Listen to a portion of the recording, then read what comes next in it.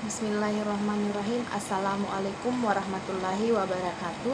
Perkenalkan, nama saya Misdawati dari Prodi Manajemen Bisnis Syariah MBS 5C. Adapun tujuan saya dalam pembuatan video ini yaitu tentang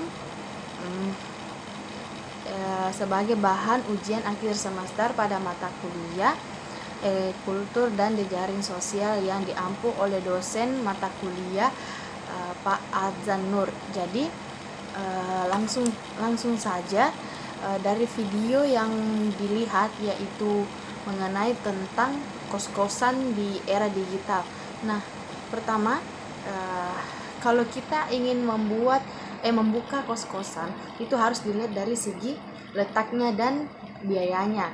Apakah letaknya strategis atau tidak. Nah, dalam membuat kos-kosan juga itu bukan hanya sekedar cuman membuat aja, tapi kita juga membuat kos-kosan itu sesuai dengan kondisi anak milenial sekarang. Maksudnya kayak kalau kita ingin membuat kos-kosan khusus untuk mahasiswa, nah kita buat kos-kosan itu ya untuk mahasiswa, seperti tampilkan kayak ada meja belajar, wifi seperti itu. Kalau kos-kosan khususnya untuk buat karyawan, ya kos-kosannya harus dibuat seperti kebutuhan si karyawan tersebut. Begitu juga dengan yang lain-lainnya. Nah, sekarang itu biar makin menarik banyak perhatian.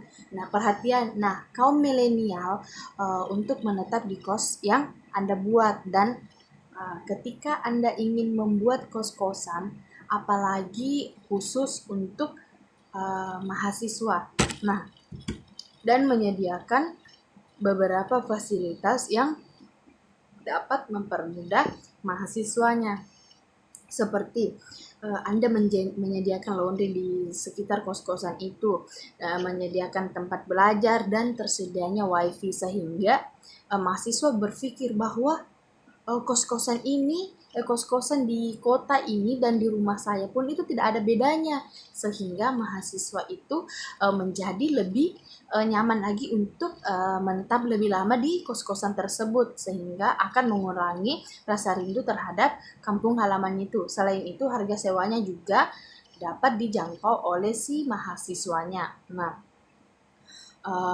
adapun setelah COVID dikabarkan ada di Indonesia, bisnis kos-kosan itu jadi lebih turun sekarang.